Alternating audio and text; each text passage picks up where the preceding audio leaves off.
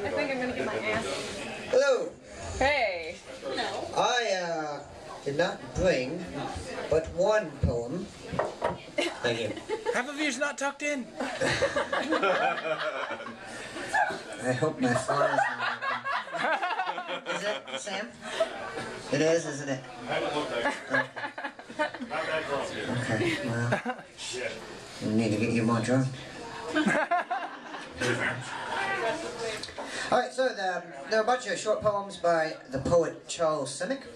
And the first one is called Fear.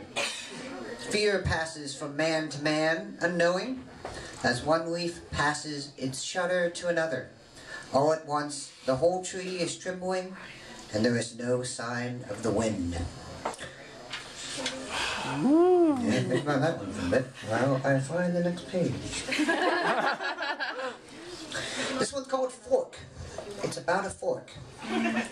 This strange little thing must have crept right out of hell. It resembles a bird's foot, worn around the cannibal's neck.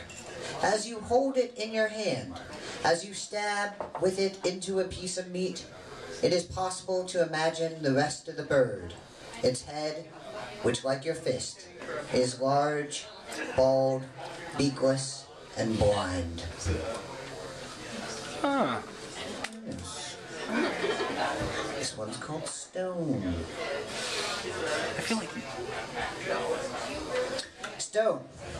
Go inside a stone. That would be my way. Let somebody else become a dove, or gnash with a tiger's tooth. I am happy to be a stone. From the outside, the stone is a riddle. No one knows how to answer it. Yet within, it must be cool and quiet.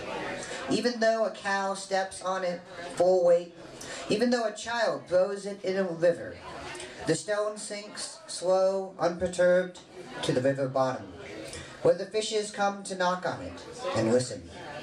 I have seen sparks fly out when two stones are rubbed, so perhaps it is not dark inside after all.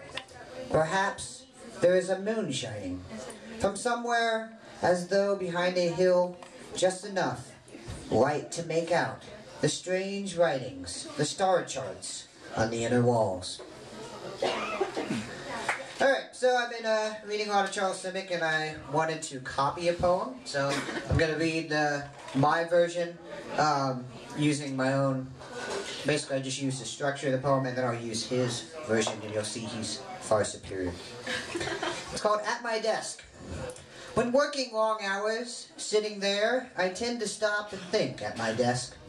There is a pen close to my hand, like an oil well that will soon run dry and go still. Papers litter the surface, lines cut in hieroglyphics that will yellow like old papyrus, will crumble in the hands like papyrus. There are books that bubble like alchemy in a small lab, where they boil metals and strange liquors to make gold. There is a clock that ticks off the seconds, each click.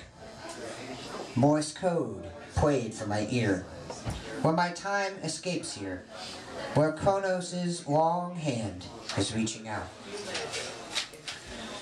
My last poem for you is called Barbershop, and it's the one I mentioned I based that last one off of. Sorry, not barbershop, butcher shop. Butcher shop. Sometimes walking late at night, I stop before a closed butcher shop.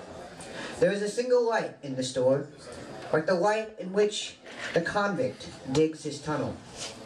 An apron hangs on the hook, the blood on it smeared into a map of the great continents of blood, of the great rivers and oceans of blood.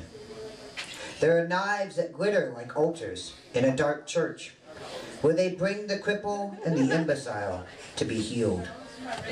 There is a wooden block where bones are broken, scraped clean, a river dried to its bed, where I am fed, where deep in the night I hear a voice. Thank you.